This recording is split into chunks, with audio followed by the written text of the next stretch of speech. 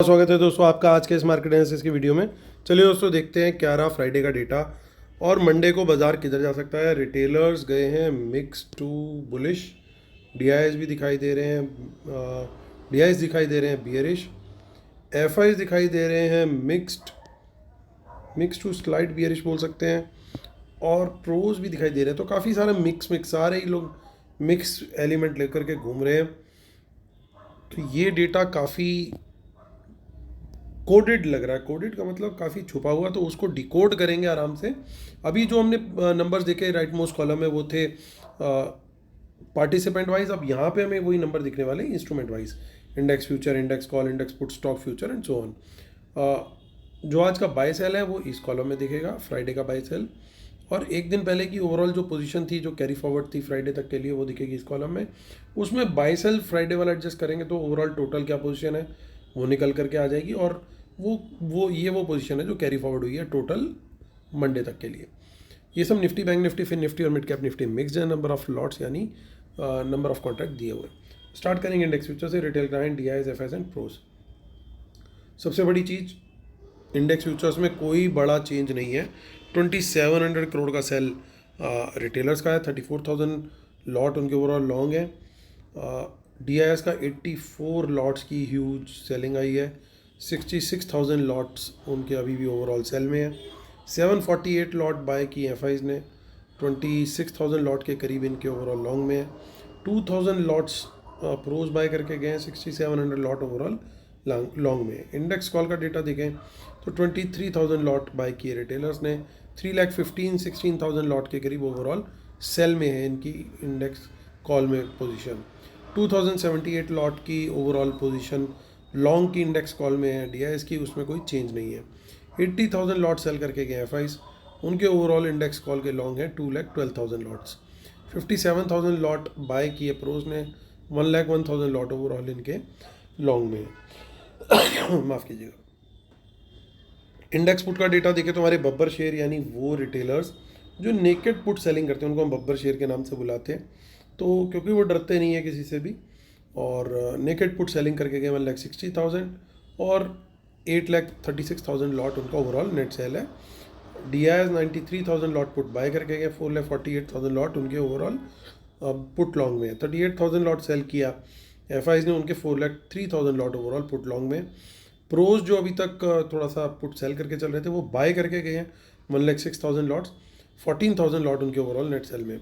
Stock future से थोड़ी सी अच्छी खबर आ रही है क्योंकि वहाँ पे एफआईज के एटलीस्ट थोड़ी बाइंग दिख रही है 24,000 लॉट्स की, 6,22,000 लॉट ओवरऑल वो वहाँ पे लॉन्ग में।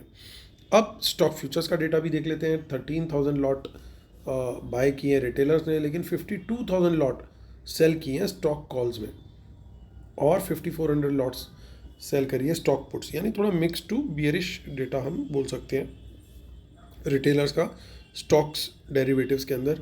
और देखिए डीआईएस और एफआईज दोनों ही बाय करके गए कैश मार्केट में। सो 2,900 करोड़ बाय किया डीआईएस ने, और लगभग थोड़ा सा कम 2,000 करोड़ से इन्होंने बाय किया, यानी लगभग 5,000 करोड़ के आसपास की बाइंग करी इन्होंने। रिटेलर्स और प्रोज की लगभग इतनी ही सेलिंग है। अब चलते हैं हम ऑप्शन चेन की तरफ। इससे पहले ऑप्शन चेन देखें, हमारा व्यू जो था उसके बारे में एक बार बात कर लेते हैं। तो दोस्तों हमारा व्यू यही था कि अगर कोई एक इंडेक्स गिरा भी, एक इंडेक्स ज़रूर ऊपर रहेगा या फ्लैट रहेगा, और दूसरा इंडेक्स थोड़ी वीकनेस ज़रूर एक बार को दिखा सकता है, लेकिन डाउन साइड कैप्ड है। और बाज़ार ने लगभग यही व्यू परफॉर्म करते हुए दिखाया। निफ्टी थोड़ा स्टैग्नेंट था, बैंक निफ्टी थोड़ा माइनस की तरफ जा रहा था, लेकिन वहाँ पे भी डाउन साइड पूरी कैप रही। तो वो एक ओवरऑल साइडवेज वाला दिन था, कोई ज़्यादा बड़ा मूव नहीं आया।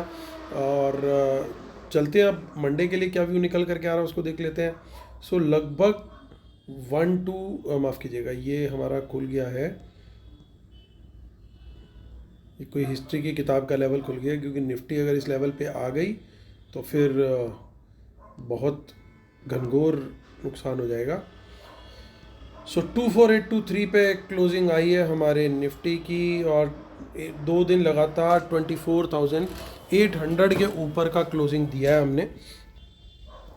और ये कहीं ना कहीं पॉजिटिव साइन है, क्योंकि बाज़ार जो है सस्टेन कर रहा है इस लेवल को। अब देखते हैं हम 24,800 लेवल के ऊपर अगर हमें कोई बुलिश कैंडल मिलती है, उसका हाई ब्रेक होता है, तो सर्टेनली फिर तेज़ी का खेल बन जाएगा और 24,900 और 25,000 तक के टारगेट फिर पॉसिबल है। हालांकि ऐसा लग रहा है बाज़ार वेट कर रहा है कि थोड़ा सा हम टाइम लें और टाइम ले करके ही ऊपर की तरफ निकलें, और पूरा टाइम अच्छे से व्यतीत हो रहा है अभी फ़िलहाल। हालांकि पहला टारगेट हमें 24,900 करेगा, उसके ऊपर निकलेगा तो 24,000 का टारगेट मिलेगा, 25,000 का टारगेट मिलेगा। 25,000 के ऊपर एक 15 मिनट की कैंडल मिल गई बुलिश, उसका हाई ब्रेक हो गया तो सर्टेनली फिर हमारे को मेजर शॉर्ट कवरिंग देखने को मिल सकती है। तो 15 मिनट की कैंडल अगर यहाँ पे मिलती है तो एक बढ़िया सेटअप बन जाएगा 25,000 के ऊपर। इन द मनी में देखिए कितनी सारी पुट्स आपको दिखाई दे रही हैं, यानी बड़ा गेम तो हुआ है, बड़ा क्लियर है। जब भी बड़ा गेम होता है तो फिर थोड़ा सा बाज़ार में हमें मोमेंटम देखने को मिल जाता है। अब यहाँ पे बड़ा मूव बड़ा मोमेंटम यहाँ पे मिलने की उम्मीद है। किस साइड का मिलेगा ये कंफर्मेशन मिलेगी हमें मॉर्निंग में। 24,800 के ऊपर सस्टेन कर रहा है बाज़ार या नीचे, सबसे पहली चीज़ ये आइडेंटिफाई करनी है। अगर बाज़ार कर रहा है ऊपर सस्टेन और बुलिश प्राइस एक्शन दे रहा है तो फिर बहुत बढ़िया मूव मिल सकता है ऊपर की तरफ, क्योंकि ये फिर इसका मतलब अग्रेसिव शॉर्ट सेलिंग हुई है पुट्स के अंदर, इंडेक्स पुट्स के अंदर, तो फिर वहाँ पे एक आपको अच्छा मोमेंटम मिलेगा। लेकिन ये अगर उनकी बाइंग है तो आपको फिर नेगेटिव प्राइस एक्शन मिलता हुआ दिखेगा और बाज़ार जल्दी ही आपको 24,800 के नीचे भी सस्टेन करता हुआ मिलेगा। तो ये हमें ध्यान रखना है। हालांकि अभी हम जब बात कर रहे हैं तो SGX निफ्टी कुछ 60-70 पॉइंट के आसपास पॉजिटिव क्लोज हुई है।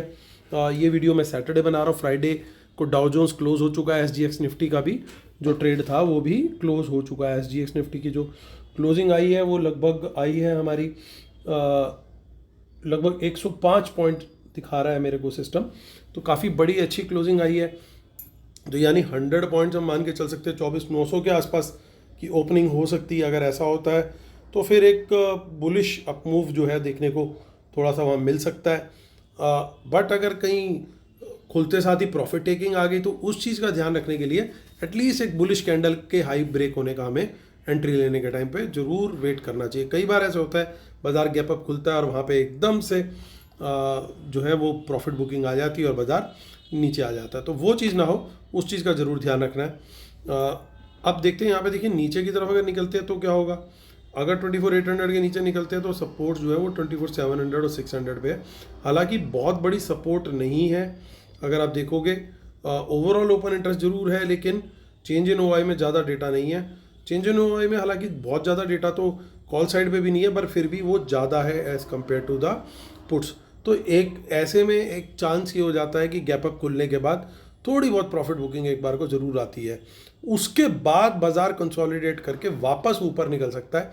ये चीज़ की पॉसिबिलिटी बनती हुई दिखाई दे रही है ओवरऑल डेटा देखते हुए मुझे। लेवल्स हमने डिस्कस कर लिया ऑलरेडी, चलते हैं आगे की ऑप्शन चेन भी देखते हैं, ताकि कोई हिडन पोजीशन है तो उसको भी डिकोड करने की कोशिश की जाए। थोड़ी सी इंदामनी पुट से आगे नेक्स्ट वीक वाली ऑप्शन चेन में, और मंथली वाली भी देख लेते हैं जो कि 26 सितंबर है, वहाँ पे भी काफ़ी सारी पोजीशन बनती हुई दिखाई दे रही है। ये कौन आ गया, अरे पापा ये कौन आया। तो ये खतरनाक सा डेटा देखने को मिल गया। मंथली ऑप्शन चेन में सडनली कोई 87,000 लॉट ले करके आया है। अब ये 87,000 लॉट बाय है या सेल है, ये कंफर्म होगा हमारे को आने वाले दिनों में। इसकी बड़ी सिंपल एक ही तरीका है इसको कंफर्मेशन का। बाज़ार अगर आपको दिखाई देता है 24,700 600 इन लेवल्स के आसपास या इनके नीचे सस्टेन होता हुआ दिखाई देता है, फिर तो बहुत ख़तरनाक सिनेरियो। फिर ये इसका मतलब बड़ी पोजीशन किसी ने पुट में बाय करी है। लेकिन अगले 1-2-3 दिन के अंदर, मैक्सिमम 2-3 दिन के अंदर अगर बाज़ार 25,000 क्रॉस कर जाता है, उसके ऊपर सस्टेन करता है, इसका मतलब ये क्लियर है कि ये बड़ी पुट सेलिंग जो है अग्रेसिव पुट सेलिंग हुई है और बाज़ार ने अभी और ऊपर जाना है और अच्छे लेवल्स के साथ ऊपर जाना है। तो ये तभी हमें कंफर्मेशन मिलेगी। तो अगले 2-3 दिन थोड़े से वॉचफुल रहने वाले हैं, क्योंकि चांसेस ये बन रहे हैं कि बड़ा मूव आने की तैयारी हो रही है या हो चुकी है। तो ये ध्यान रखना है, इस नंबर की बहुत बड़ी सिग्निफिकेंस है मेरी नज़र में। तो ये डेटा बता रहा है।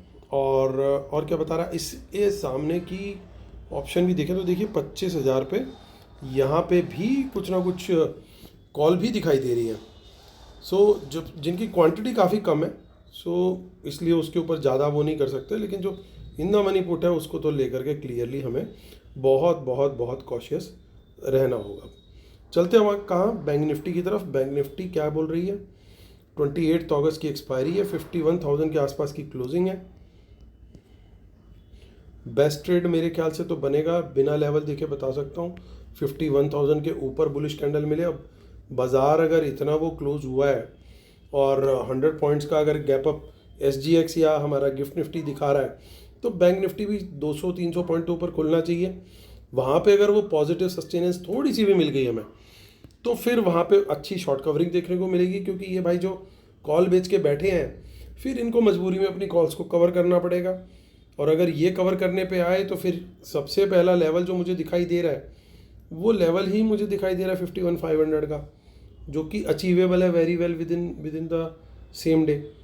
उसके पहले कोई इतनी बड़ी रेजिस्टेंस दिख ही नहीं रही है। तो ये बड़ा क्लियर कट सिनेरियो बन रहा है। हालांकि देखिए शॉर्ट साइड पे भी कोई इतनी बड़ी पुट राइटिंग नहीं है, चेंज इन OI में कहीं कोई इतना आपको खास नहीं कुछ दिख रहा। यानी अगर गलती से हम 50,900 के नीचे अगर एक बीरिश कैंडल बन गई मंडे मॉर्निंग, जिसे कहते हैं खुदा ना खास्ता कि किसी भी रीज़न XYZ से ये बन गई, तो फिर नीचे की तरफ भी पूरा डाउन स्लाइड है और 50,500 का लेवल भी आता हुआ दिखाई दे सकता है।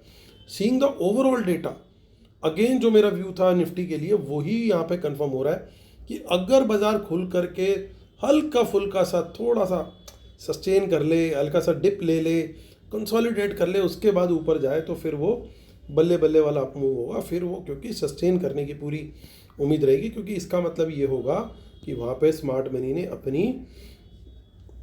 अपनी शॉर्ट्स यानी अपनी निक्कर का जो लास्टिक ढीला है उसको ठीक कर लिया और ऊपर ले गए हैं वो।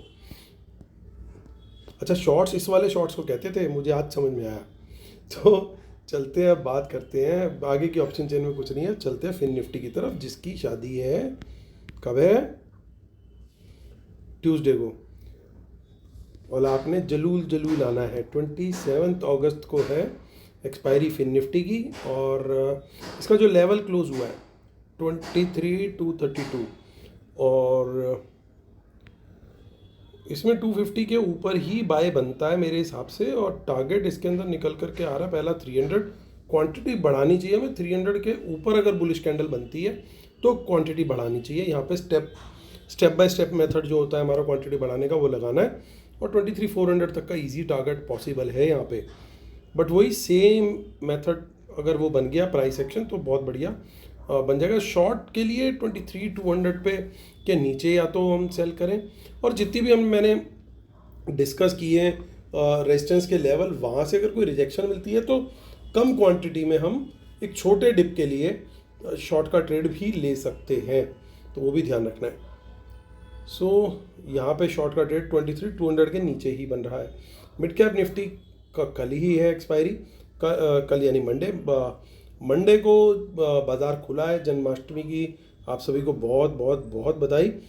हालांकि कोई छुट्टी नहीं है, बाज़ार खुले हैं, और कहीं पे ऑफिसेज में छुट्टी हो सकती है, बट बाज़ार खुले हैं, स्टॉक मार्केट्स आर ओपन। सो 12,959 पे यहाँ पे क्लोजिंग है। यहाँ पे 13,000 यानी 13,000 के ऊपर ही कोई तेज़ी का ट्रेड बने वो बेटर बनेगा, या क्योंकि कारण ये है कि बहुत बड़ा यहाँ पे ओपन इंटरेस्ट बना हुआ है। इसके ऊपर निकलेंगे तो फिर पहला टारगेट 13,050 और फिर 100 तक का टारगेट दिखेगा। 100 के ऊपर निकलेगा तो फिर अच्छा शॉर्ट कवरिंग हमें देखने को मिल सकता है।